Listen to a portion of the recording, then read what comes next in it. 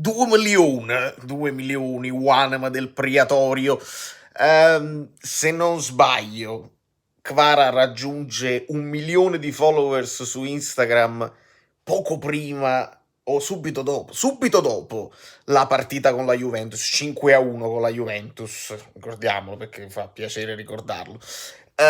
Dopodiché adesso, ed era il secondo della roba, mi potete dire, cioè, este Paint. Sto pittando, sono il pittore. Era il secondo della Rosberg, con più follower c'era solo Lozano con 1.9.